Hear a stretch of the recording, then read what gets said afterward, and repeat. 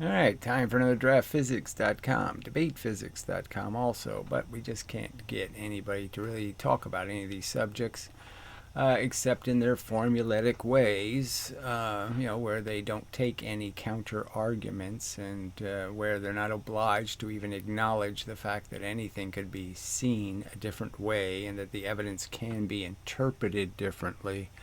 This is unacceptable scientific behavior because science is a religion, okay?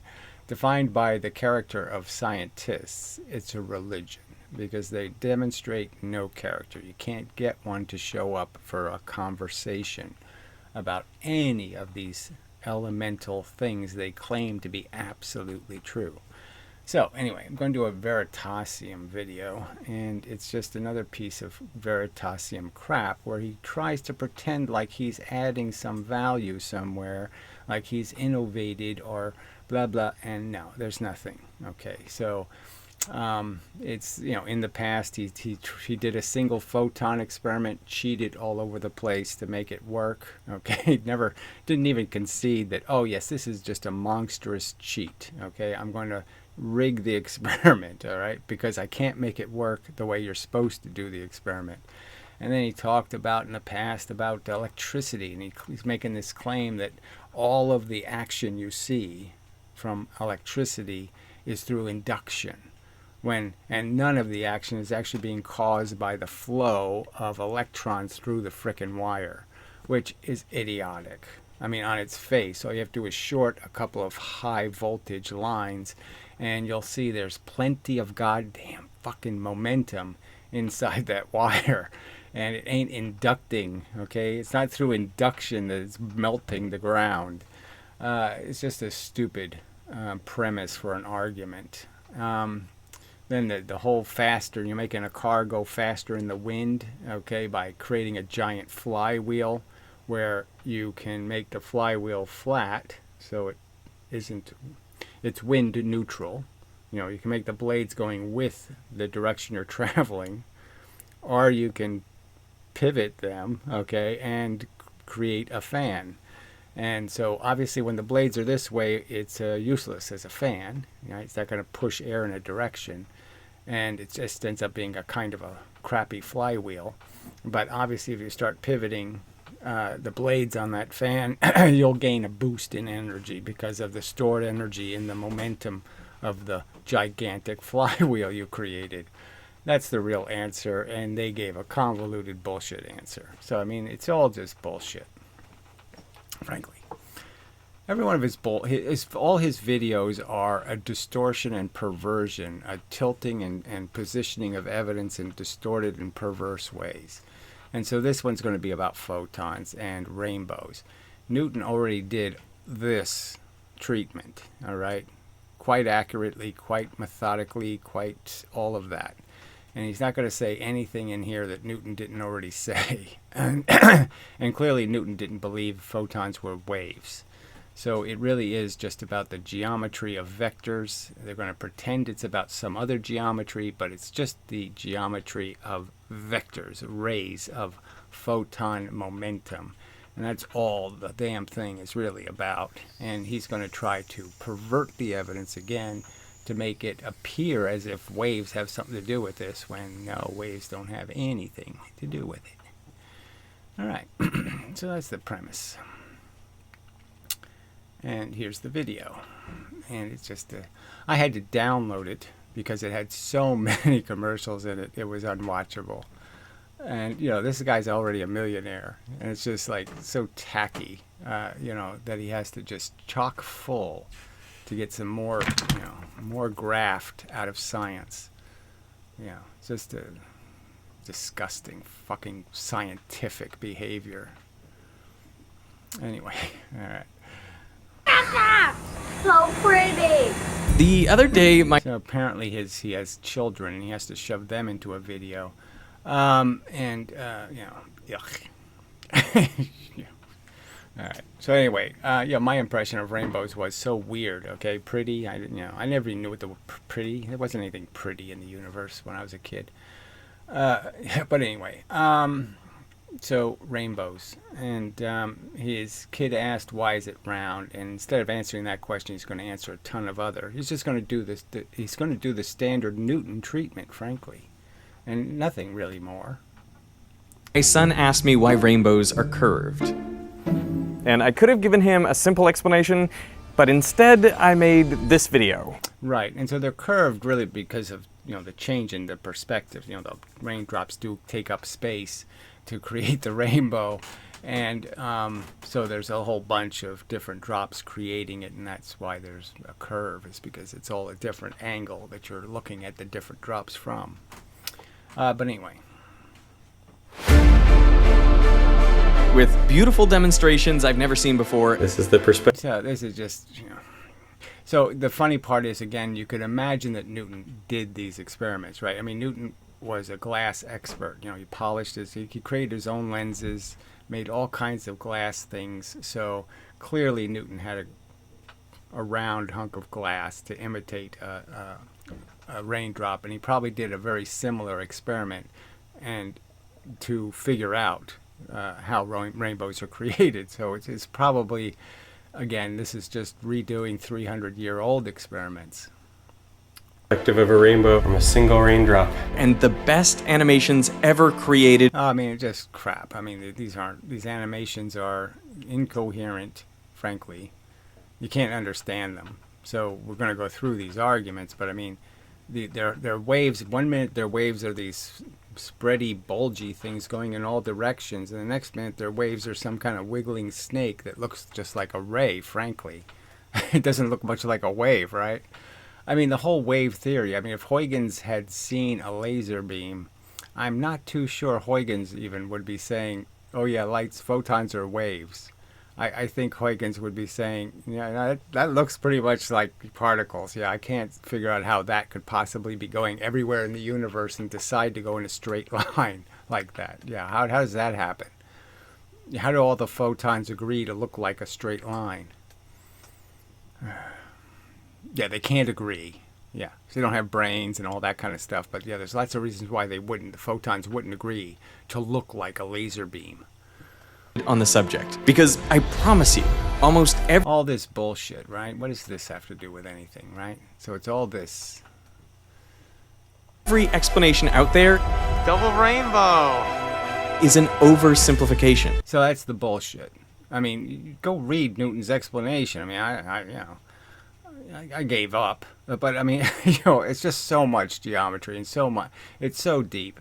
What's the point of this, saying that every explanation? I watched Professor Lewin do it. He explained it pretty well with the angle, the whole thing.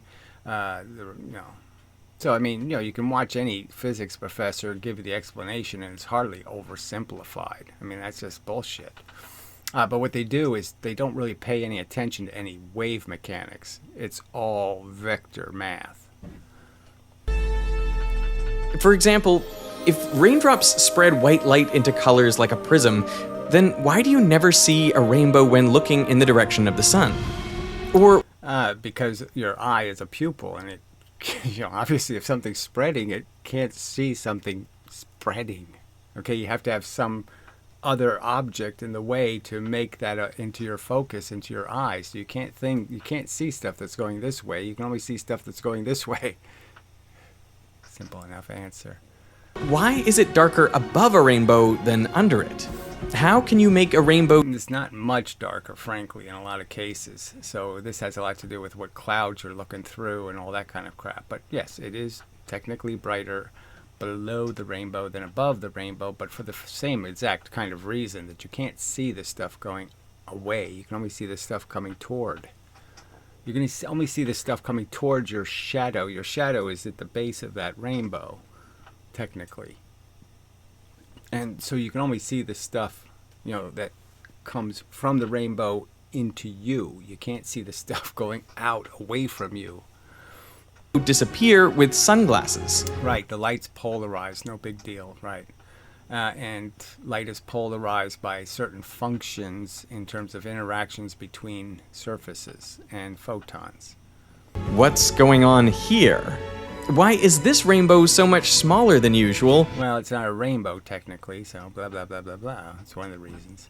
And how did this phenomenon directly lead to a Nobel Prize? Oh yeah, Okay, so all of these are interesting stories. I mean, the fact that the guy who invented the cloud chamber was actually trying to figure out what those little, mini rainbows were, those little, there's probably a better word for them. They all have kind of crappy words. They call them glories, which, is as bad as saying living force. Yeah, not a good thing. we're going deep on this one because the full So there's nothing really that deep, okay? It's not a challenge in any way to Newton's description, and you really have to, again, hats off. 300 years ago, this guy figured this out. explanation is so much more satisfying than anything you've seen before. So this is, he's propagandizing for his own explanation, like, oh yeah, I want to add some value that's just so incredible. There's no added value. It isn't any. There's nothing in here that wasn't in Professor Lewin's explanation. To make a rainbow, you need three things: raindrops, the sun, and you, an observer. Okay, this is one of those experiments that seems so simple, but I've never seen anyone do it before. I have a glass. Right, because it's so simple that no one would do it. Yeah, that's the reason. So there's lots of refraction experiments, right? So you have lots of fish tank experiments with lots of angles and reflections. So they're basically duplicating this, but they're duplicating it with some kind of slanted surface or some other surface. So yeah, but I'm sure it's out there. Sphere, and that represents my raindrop. There's a ton of optics experiments and lectures, so nothing new here really. Because as we've learned in previous videos, raindrops, of course, are essentially spherically shaped. So we know that the spherical shape is based on the fact that water has this unique property of the tension on its surface and all that kind of crap, which kind of obliges the efficiency of a sphere. Preparing the particulate so that I can see the laser beams.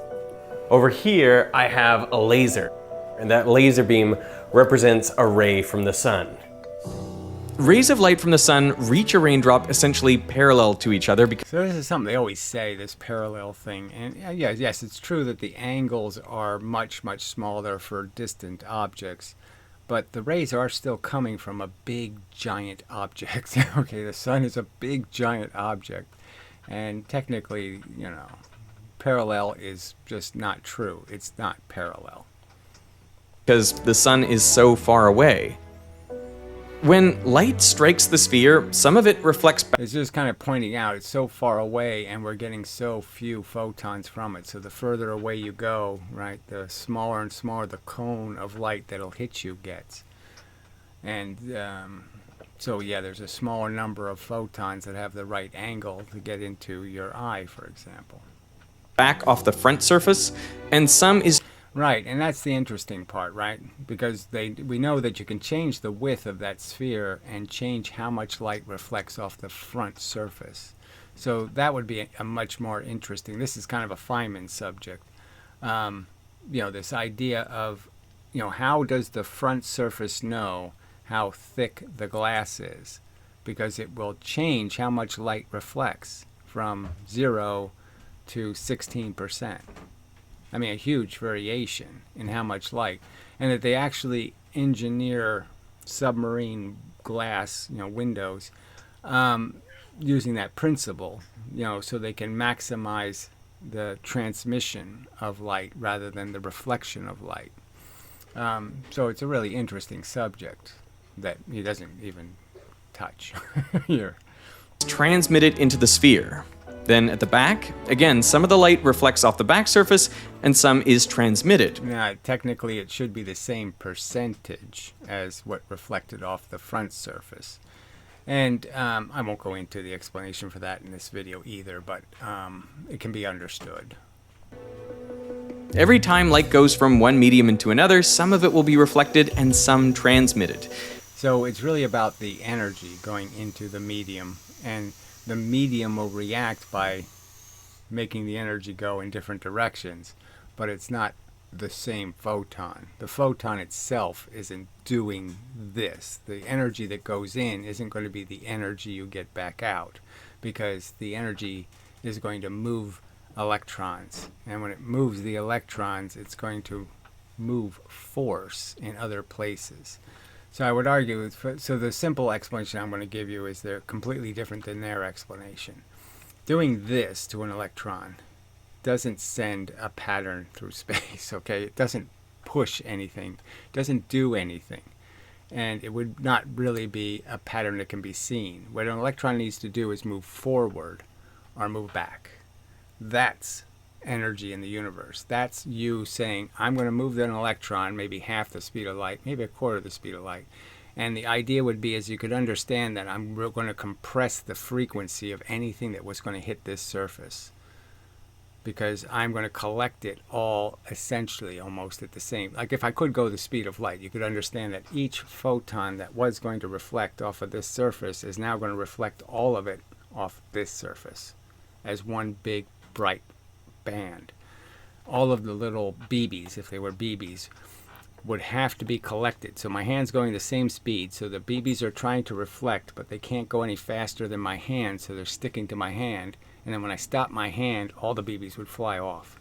That's the principle. So when electrons move into the field, any part of space, they compress the reflective energy that they would have reflected. They now reflect that energy in a smaller band. So a smaller volume of space now contains the energy that would have reflected off of this hand.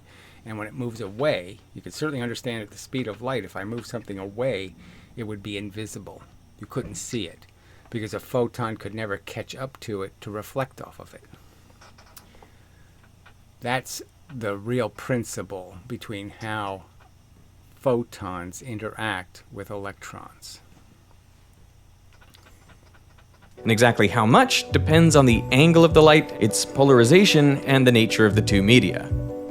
So we know that the equal angles coming in for the reflection, and it's the refracting angle that is distorted. And that'll be the one while I'll start drawing.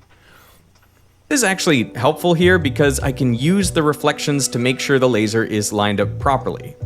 So unfortunately, he didn't do that in part of his experiment, which is kind of funny. He concedes he's being a little sloppy because he doesn't get the angle perpendicular, and in one case. I think I've got this red laser lined up, so it's hitting the middle of the sphere, and it's reflecting here, but some of the light goes through, and some of the light reflects at the back surface, and then some of the light goes through. So recognize that all of the action that changes something happens at the surfaces. It doesn't happen through the medium. It's only at the surface that something changes the angle. Through to the wall. Now, I'm going to keep the laser horizontal and move it up the sphere. So let's call the distance from the central axis the impact. Yeah, it's too bad he didn't do a color for the in and then a color for the out, because this is a little bit confusing when you look at it, frankly. Because you're saying, well, what line have you changed? You didn't move this up, did you? This is still hitting the same point back here, so that doesn't look straight anymore. But anyway, so the idea is he's moving it up, and now this angle is going to swing up, this angle is going to swing down. Parameter. As I move the laser up, the reflection off the front surface goes up. It's just bouncing off that curved surface. And I can tell you, this is a simple, boring reflection. So there's nothing really boring about reflections in the fact that the amount of light reflecting keeps increasing as you increase that angle. And that's really important because, frankly, a beam splitter is supposed to be some kind of special device where I have to put half silver on the glass and I have to do a whole bunch of things. But the fact is I can split the light just by turning the angle at which the light hits the glass. I can have 50% of the 50% of the light reflect and 50% go through the glass. And I don't need to put any silvering on it. So another important subject, completely glossed over by physics. No real explanation for how beam splitters actually work. Nothing interesting happens with it. It's not involved in rainbows. And that they're not creating two equal beams, okay, simply put. So it's there, but we're basically going to ignore it for the rest of the video. What's much more interesting is the reflection off the back surface. Now here comes that ray here. So it's two refractions, okay? You got the first refraction and a second refraction to bend it twice. Spot is on the table. As the laser moves up, it goes... So it's hitting more and more of the curved surface, but as it's doing that, the beam is hitting more and more of the flat surface on the other side. So it's going from a severe slope to a very flat slope. As it goes higher and higher, the refracted beam is hitting the flat part of the round orb, so to speak. Goes down. In fact, the whole beam inside the sphere bends down. That's because as the light enters the sphere, it slows down, and so it... All right, so that's the first argument where you say, okay, this was a Huygens-Newton argument. Newton argued that it speeds up. Huygens argued it slowed down, so therefore they said waves win because of this stupid slowing down crap. Now, you can understand... All right, this part I'll draw. Yeah. Yeah. This button. All right, so let's say I was going to transmit the energy of a photon. And my argument is a photon is a bunch of little bits, okay, just the distance between them. So a photon would be a collection of events, you know, a dot hitting the surface, a bit of energy, then another one, and then another one at a frequency. And that frequency is basically just a kind of tipping point argument for electrons. That is, if you hit the surface before the surface slows down and starts to go back the other way, obviously the electrons are kind of in a spring tension. They're in a tension, and they'll go back to their original position. If you push one, it'll get pushed back to its original position. So the argument sort of is that the high frequency light can tip, that is, knock an electron free, give it a high enough velocity because it hits before the tipper can tip back. So it maintains velocity. It's going, say it's going 50 miles an hour here, it's going 40 and 30. Well, if you hit it while it's still going 30 this way, then you can add 50 more and have 80. You know, and then you can do the same thing again. And so you can get the electrons up to a higher and higher velocity because you're hitting them before they stop and before they start going in the opposite direction, even more importantly. So that's why ultraviolet light is more effective at pushing electrons. All right, so understanding that is sort of understanding, you know, better the physics. So the photon is made of these discrete little bits, and we're just going to talk about one piece of a photon in this example. So one piece hits a particular electron, and it's going to convey pressure. And the argument is, as I can tell you that I can explain this as being an atom, okay, and what's going to happen to the atom, because that'll be important later, but we'll do that part later. And the simple argument is let's just say it was going to move the pressure between these electrons. So you can understand that there's force between the electrons, bouncing back and forth between them.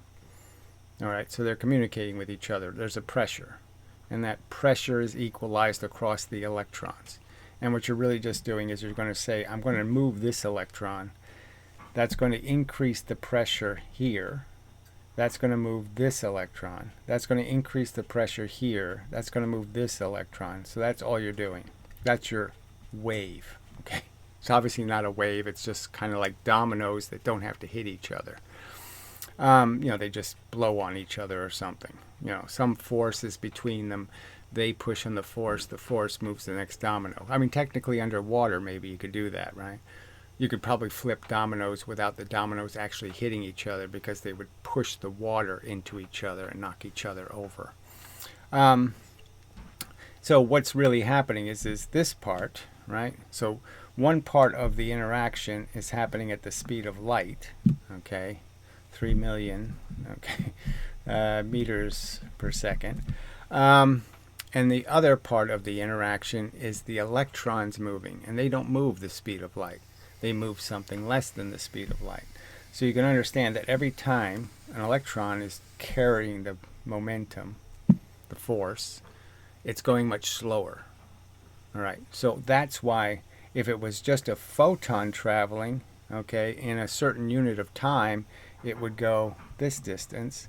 And if it was, and if it has to push electrons, you can understand it's only going to go this distance in the same amount of time because the electrons are slowing it down.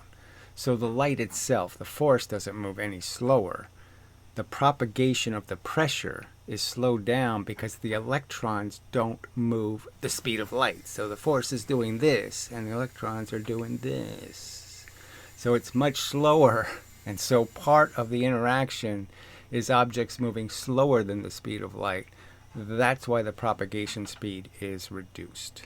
And obviously the higher the density of the material, you could understand there's a logical connection.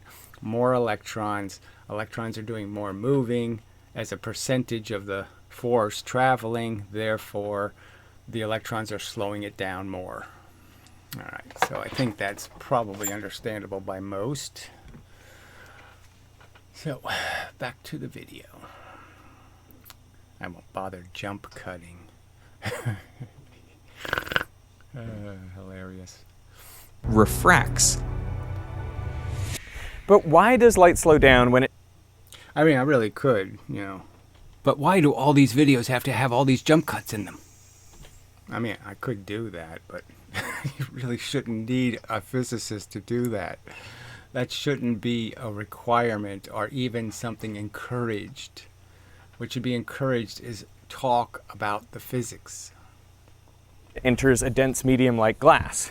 Well, I think a lot of people can tell you that light is an electromagnetic wave. So again, this is so, you know, we say so. They can tell you it is. They're not really going to give you any kind of rational explanation or good reason to believe that somehow there's, I don't know, some glue field that pushes the photons back and forth and up and down. So they move this way, and then they have some other part of them is doing this way, and what? Yeah, no, sorry. You have to explain something that bizarre. You can't just say it. You have to explain how the fuck a photon knows how to... I'll go up, and then I'll stop, and then I'll go down, and then I'll stop, and then I'll go back up. How does a photon know how to do all that crap? Without really thinking about what that means. Yes, it means a preposterous amount of motion control. And there's absolutely nothing in the elemental universe that's called the motion-controlled CPU unit. There's no complex system of mechanical things or devices that could possibly create that eccentric motion. A scientist should be able to figure that out. Oh, shit. A DNA molecule is very complex, but it can't wash a dish. You know the electric field around a charged balloon that pulls on your hair or... This will be hilarious. I mean, this part is just... What? Did you just say something this ridiculous? Makes it stick to a wall, and the... So that's charge. That means there's a force interacting between these objects at the speed of light. And the pushing forces, frankly, they're just like looking at little radiators. And the proton radiates a force that the electron can't see, and the electron radiates a force the proton can't see. That's the simple explanation. And the electron clearly sees the sunlight coming off of the electron, so to speak, and the other electron is producing sunlight, and they push on each other. So the electrons push away because they see the same force, and the protons push away from each other because they see the same force, but they can't see each other. The magnetic field around a bar magnet that makes iron filings line up. So we know those are lines of force, okay, that make the iron filings line up. There are no field lines that make the iron filings line up. The iron filings obey the lines of force. How many lines of force did they intersect? That's what they're obeying, and then they're creating as an emergent property field lines that are arbitrary, can be in any position whatsoever, depending on how big a piece of iron filing you use. Use little tiny filings, you get little lines. You use big pieces, you get big lines. The lines of force are completely erroneous, okay, as an elemental function. They're an emergent property, not an elemental function. Well, light is what happens if you could rip the electric field off the charges, the magnetic field off the magnet, smush them together, and send them out traveling through space. All right, so what the fuck is that? How does a scientist say, oh, great, okay, I totally get that? No, I totally don't get any of that. I don't, what the hell are you talking about? The elemental universe somehow can do this thing that you can't even do, that you have to describe and show in a fake simulation where, look, I grabbed the field and threw it that way like a laser beam, and then I grew this other field and I threw it there. Yeah. What the hell is that? That's not science. That's what I know. It's not good science. That is rubbish. Sort of. I mean, in practice, electromagnetic waves are made by accelerating charges, like... So again, it's true that you're accelerating electrons and protons, so why can't we just call it what they really are? If the word charges is going to mean gluon or something, well, then we're wasting our time. The only thing in the atom you can move are electrons and protons, and the only thing going to be moved in all of these examples are the electrons, because they're the only things really movable, because they're in loose association to the net positive nucleus. The nucleus isn't positive, it's only net positive. I mean, this comes up, recently, and the fact that neutrons are a proton and an electron connected together. That's what it decays into. And Rutherford pointed this out. So let's just understand the guy who started this atomic theory thing pointed out that there's every appearance that nucleuses have electrons in them. Okay, that's what his deduction was. And then somewhere that's turned into the nucleus is completely just protons and some neutral thing that's there for no good reason, right? Why would a neutral thing want to stick to the nucleus? What force could act on it to force it to stay in the nucleus? Oh, that's right, nothing could. So clearly the neutron is not a neutral particle, it is a dipole. It has an electron and a proton. It has both units of charge. By wiggling them up and down. So again, as I pointed out, this isn't going to do much. This will do something. So you have to wiggle them this way to do something. And the key point is that you're doing that to an atom. And the trick is when you push electrons this way inside of an atom, you end up pushing the electrons on the other perpendicular. You end up pushing the perpendicular electrons that way, and that way, and that way, and that way. And that's perfectly consistent with all of Maxwell's equations. It's all about a force interacting and creating a perpendicular consequence. So it's perfectly consistent with understanding how the momentum is interpreted by the atom. Part of the momentum goes forward, part of the momentum goes perpendicular. Then the changing electric and magnetic fields they create team up as light and... So again, this drawing has always bothered me. I just can't make any sense that how somebody can think a simple photon, one of the most elemental things in the universe, could do all of this mush. Head off on their own. And doesn't it look like a ray, right? I mean, so the whole problem here again is this is it has a confinement, a polarization. I mean, we know we can disrupt photons by making apertures smaller and smaller, and when you make them a certain small size, you're guaranteed the fact that you're going to screw up the photons because you've made it impossible for them to go through without hitting a surface. And the bigger the opening, the less the photons are affected. I mean, it's just kind of obvious that the photons have a size. And the size isn't some infinitesimally small size. The actual photon has a real polarization, a real occupation of a real amount of space that's many atoms across. It's not an electron. A single photon cannot hit a complete frequency, cannot hit one electron. It has to hit different electrons. And those different impulses have to combine and create an electric current. That's what makes a photon. The clearest A visible collectible photon. There's lots of this energy hitting us all the time, and we can't tune it in on our radio because the frequency isn't durable enough. We need a very durable, constant frequency to be able to detect frequencies. explanation I know of for how light is slowed down in a medium comes Ridiculous. Okay, so this is Huygens' old explanation, and it has to do with you recognizing some kind of notion that you have a bunch of these little things in a row going somewhere, and because the first one bends, all the others get bent by the first one. That somehow they pull or push on each other and cause the bending, and there's no connection between the bits of elemental quanta. They are not stuck to each other. They're not water molecules. They're not compressed in some kind of universe that's compressing them and forcing them to interact. None of that's happening.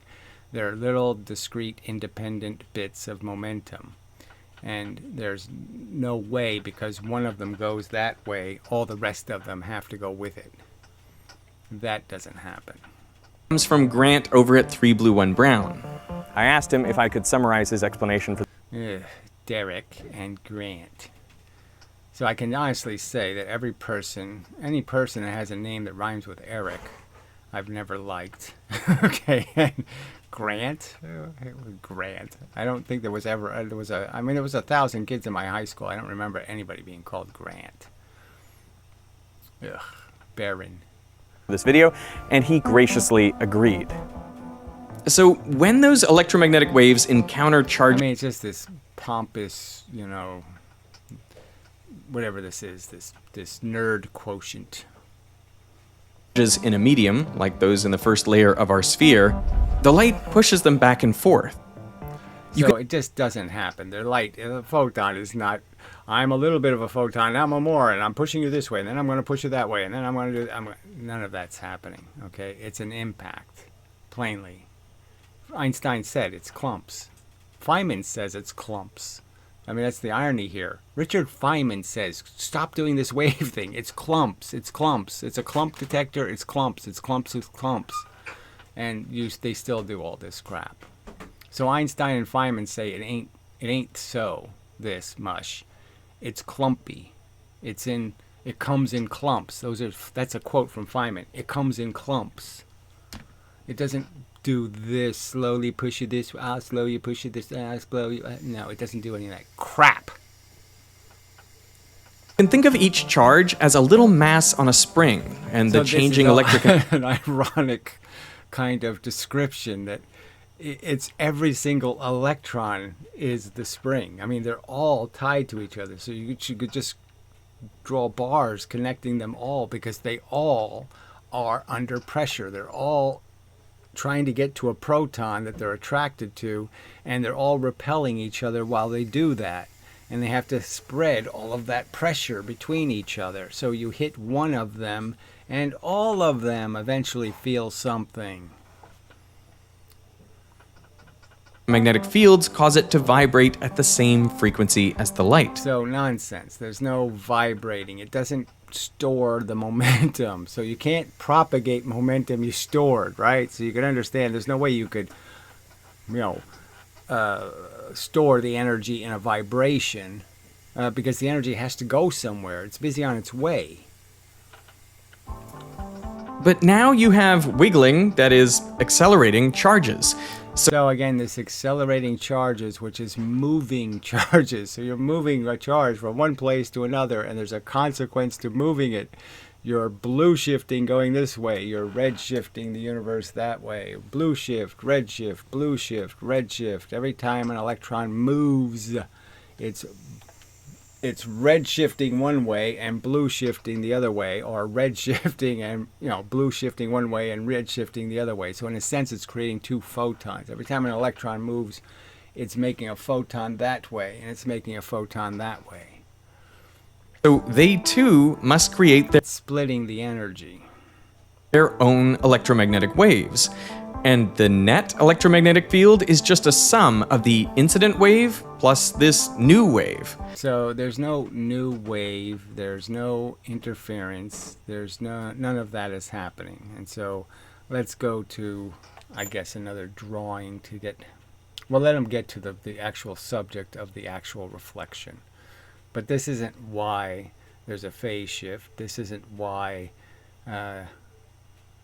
this isn't how photons interact with matter. It's just wrong, I'm saying.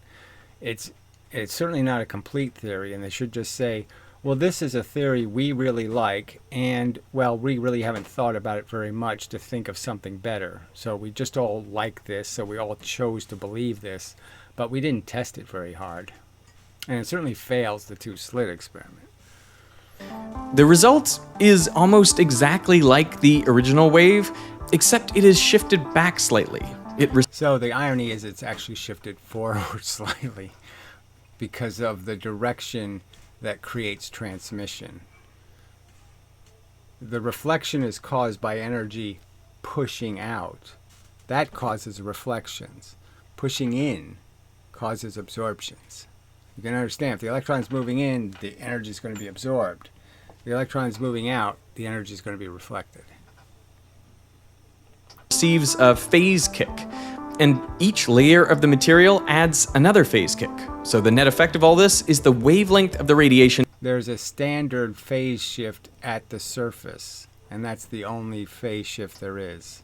So it doesn't get more phase shift or less. You can't change how much the phase shift is by changing how thick the substance is. So obviously the phase shift can't be at every interaction with every atom. The phase shift only happens at the surface. Decreases in the new medium.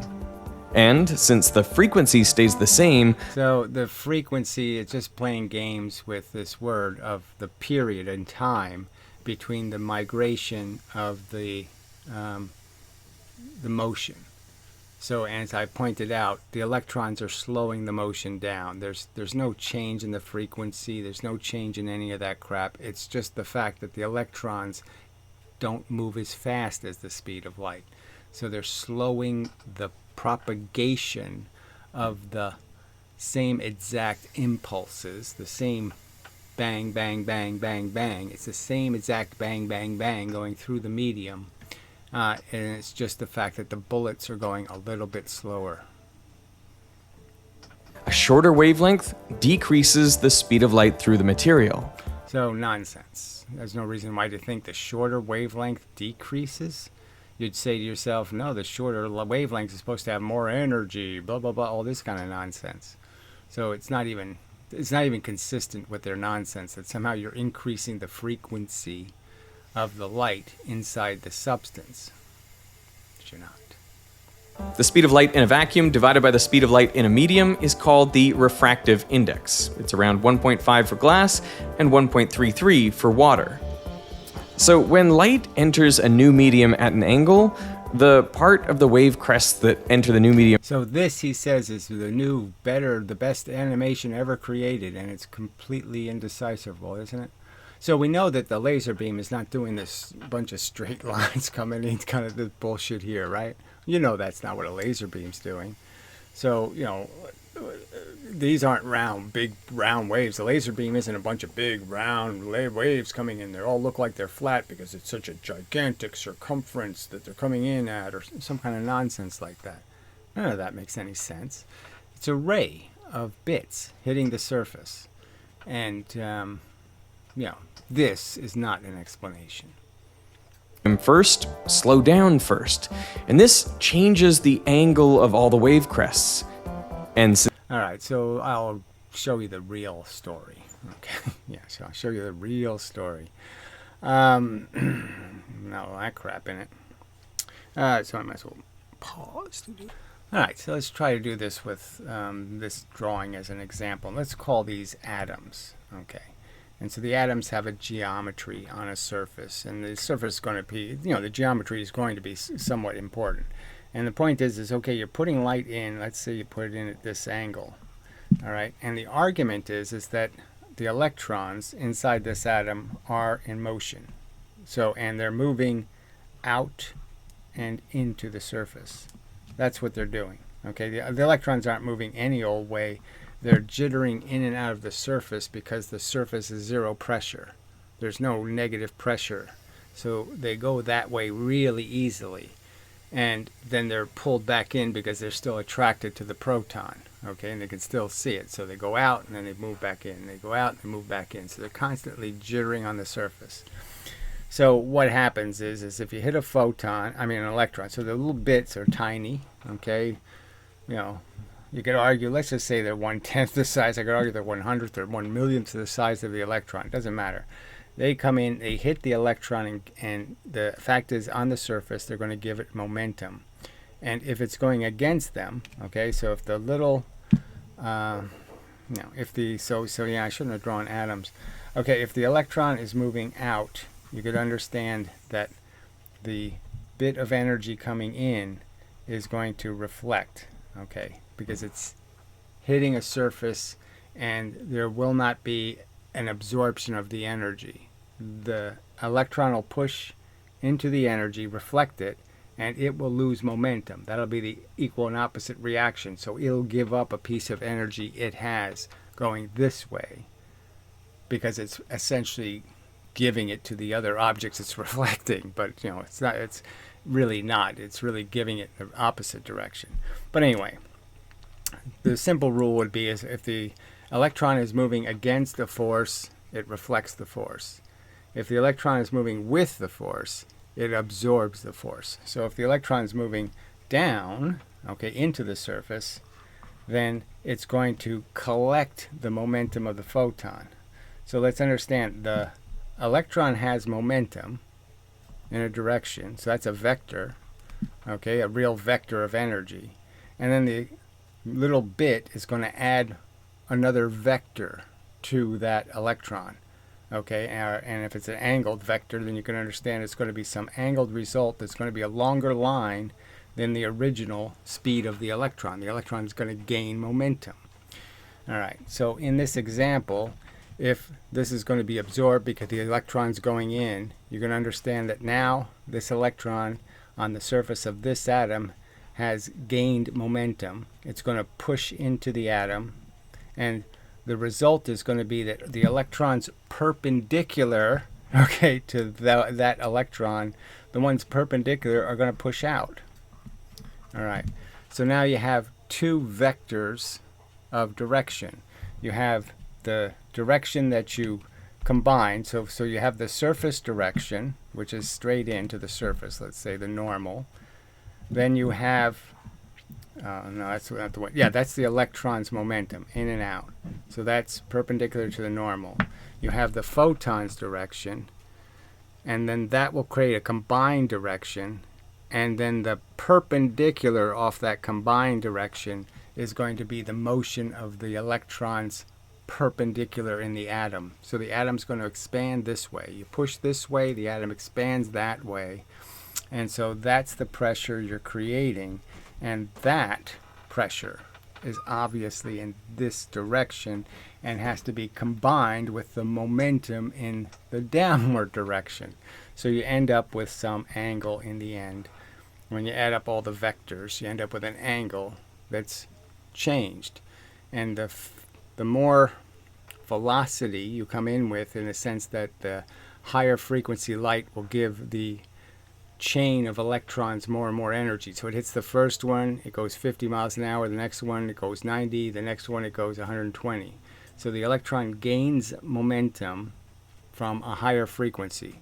Low frequency light, the electrons aren't going to be moving as fast. High frequency light, the electrons will end up moving faster because they got hit with all the energy in a short period of time. And so that's the difference, is you have more energy this way, which will end up with more energy coming out perpendicularly. So that's why blue light is bent more, is because the blue light leaving perpendicular will be leaving with a higher velocity in that direction. All right, and so it's a lot of vector stuff. I probably could simulate that, okay, into something, and maybe I'll do that in the future.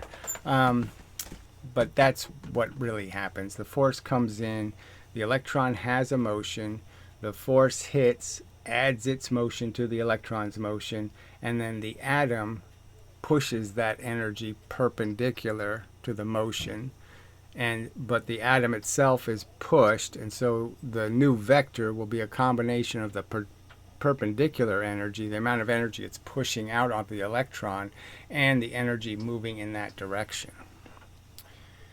And so it will create a new vector, and it's only going to happen at the surfaces, because the surfaces is where electrons are doing a lot of motion.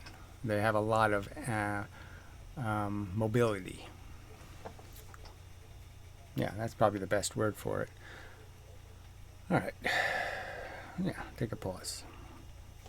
All right, so I suppose the key takeaway to understand is when the energy, the field of force, the photon bits are hitting a surface, that the smaller the amount of time in which they impose their energy means that there's a higher efficiency in the collection of that momentum, that the longer it takes for the energy to hit, the more likely it is the electrons are slowing down, even stopping, even reversing.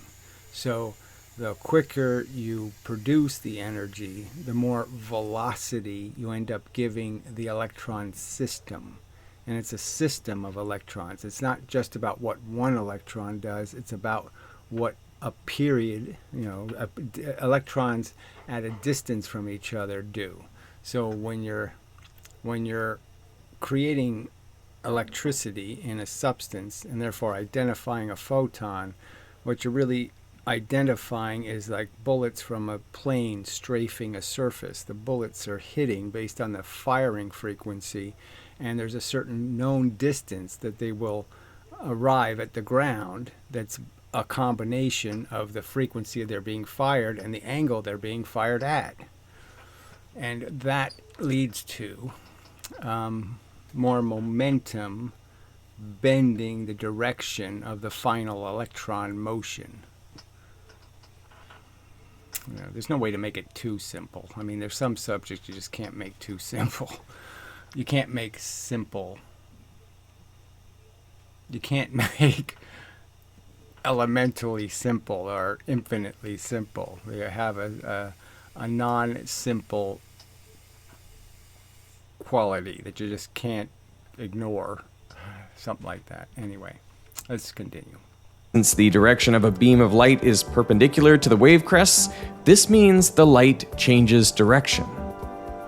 So to recap, so the direction change is happening because of the perpendicular reaction of the atoms. So the energy goes into the atom this way, it comes out of the atom that way, motion that way.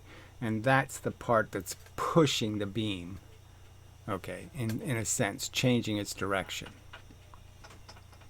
light causes charges to wiggle, so they create their own electromagnetic wave. No.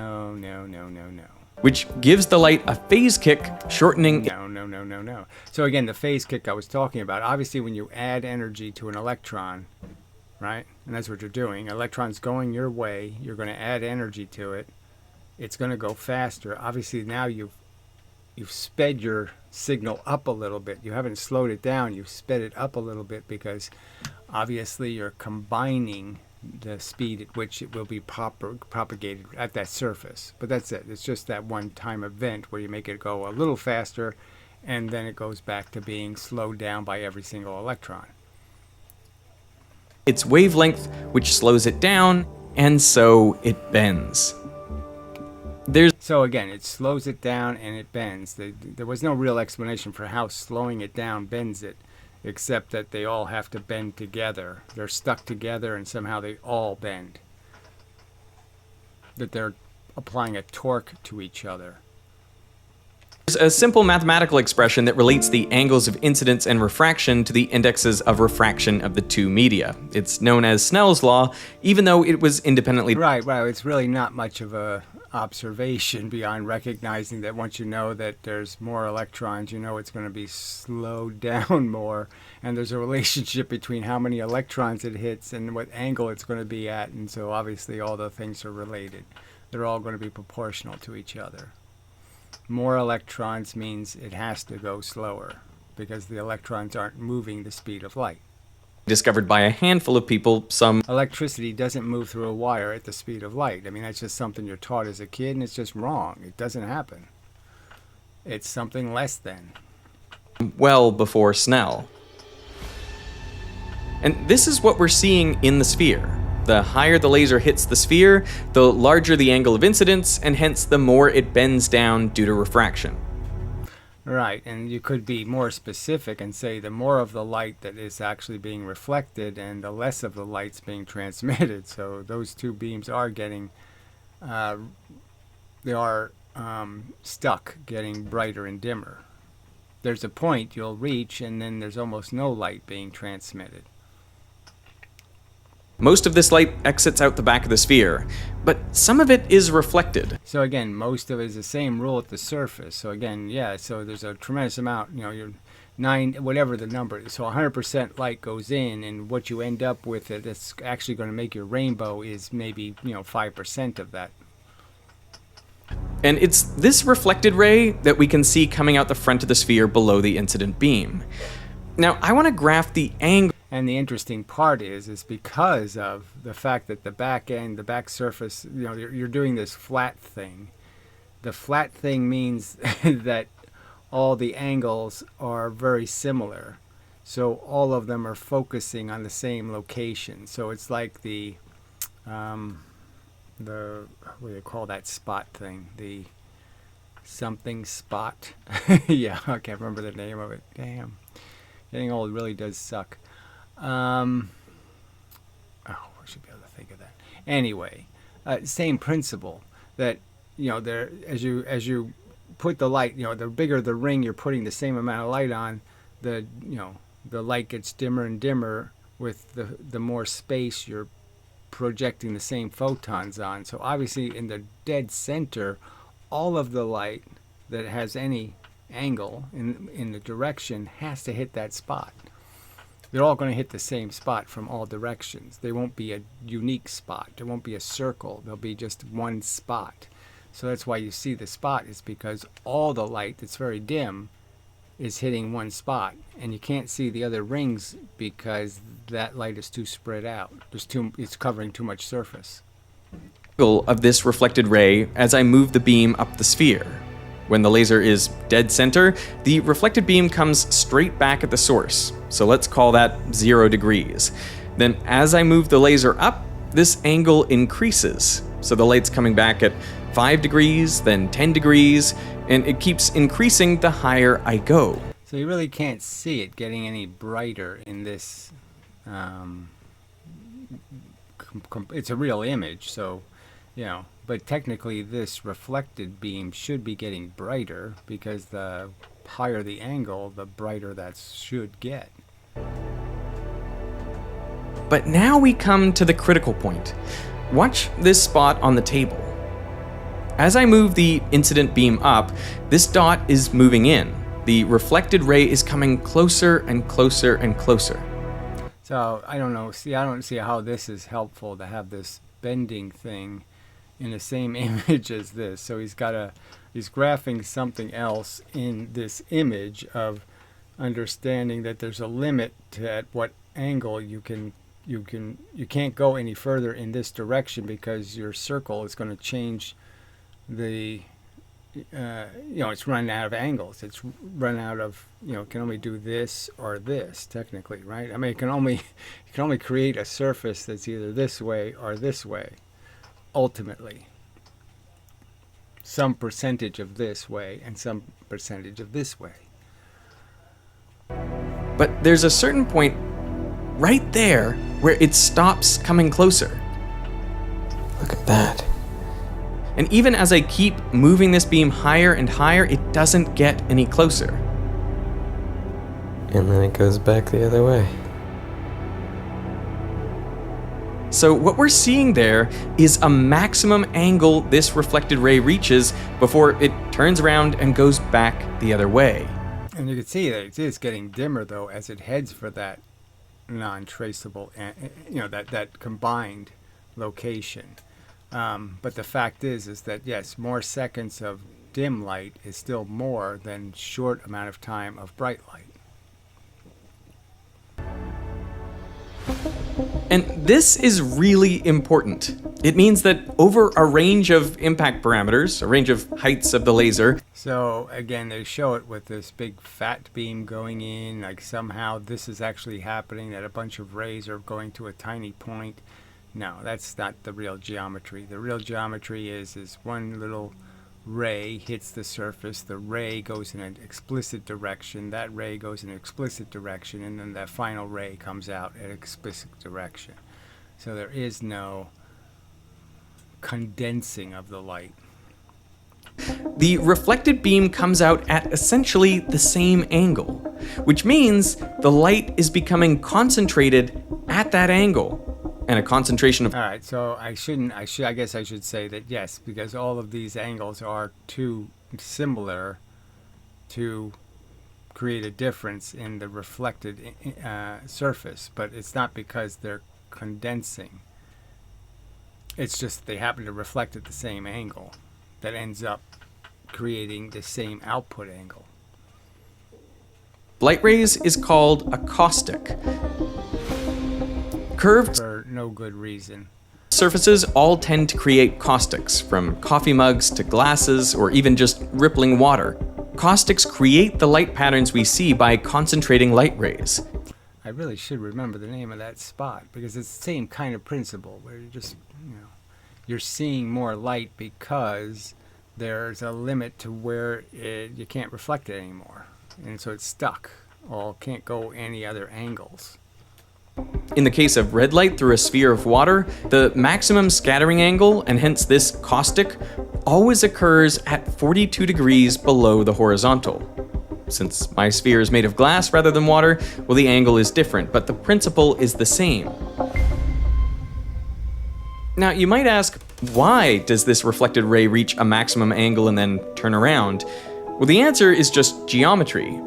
As I move the laser up the sphere, although the ray refracts down, the point on the back of the sphere where it reflects continues to move up until you get to this special point, which is about 7/8 the radius of the... So that's this part up here. So that's what I should have emphasized. This is the part where it's heading for the flat surface. So the angles here are very, very slight in how much they're changing. So you can almost see this in the double slit. If they actually did on a curved surface and actually did the experiment correctly, you would see that the fringe bars get bigger and bigger on the flat side and smaller as they move towards the center. So it's the same principle. It's just an obligation of circular symmetry that these angles change very little. The ones in between change a lot per inch, and then it goes back to changing very little again. So that's just because of the way, that's just a rule of a sphere. So it's that the angles aren't changing is why you're getting more angles doing the same thing, is because there's such a slight change in the curvature of the surface. It's almost flat. Sphere. And here, the angle of incidence is so steep that the refracted ray stops hitting the back higher and starts hitting it lower. That is why the reflection turns around. And therefore, we get a maximum scattering angle and the concentration of light rays at that angle. But the precise maximum scattering angle depends on the color of light.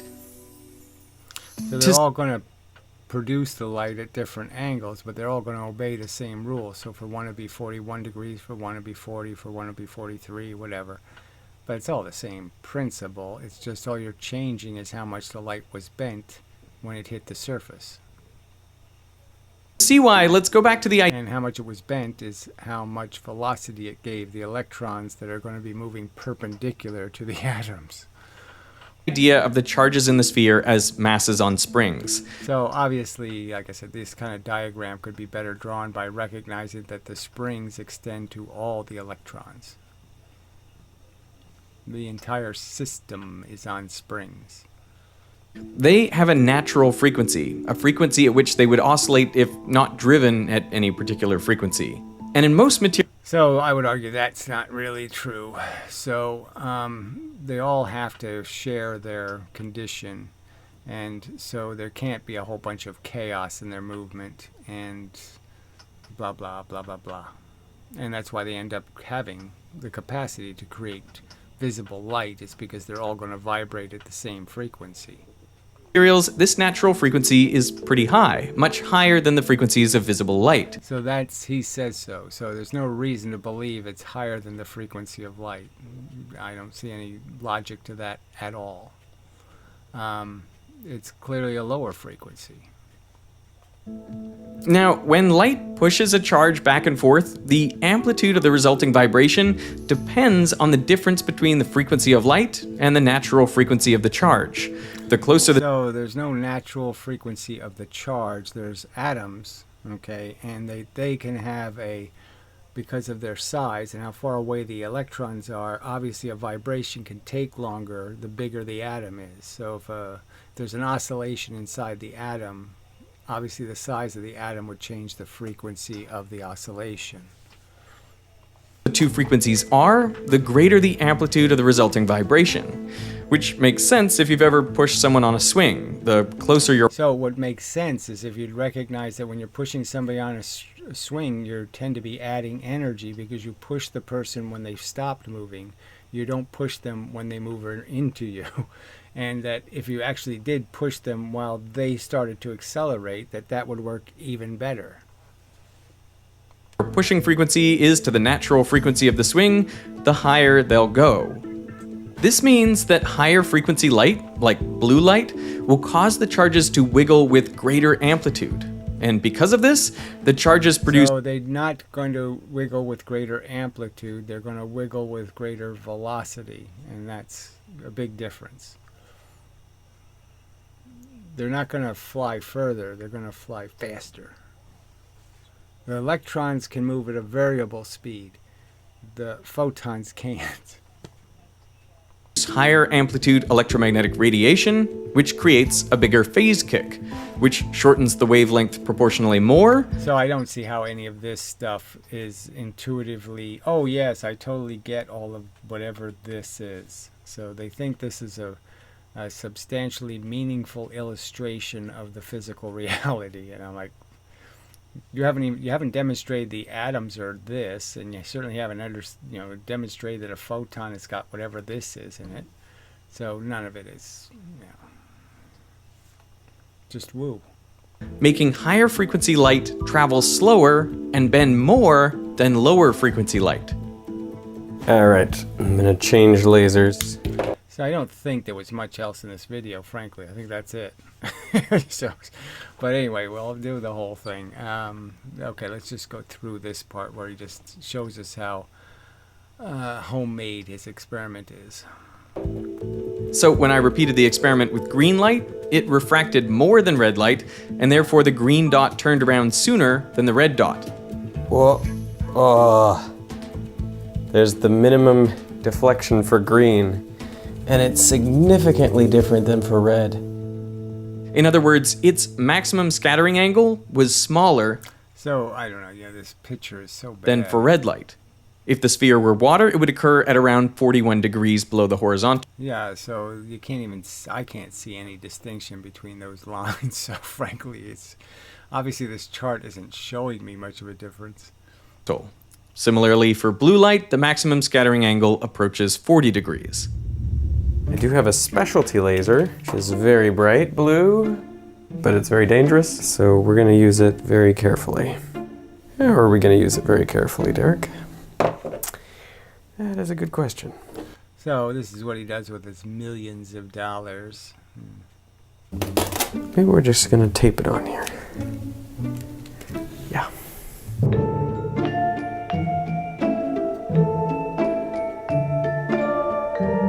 So clearly he didn't get the angle right, so it's not actually hitting the surface perpendicular to this surface, blah blah blah. So anyway, doesn't matter though. So the blue only makes it to there. Green to here, red to here. So it is a pretty serious spread here. I think my experiment may be a little wonky. honestly. I think this one wasn't perfectly horizontal. Yeah, duh. All right, anyway, threw that in anyway.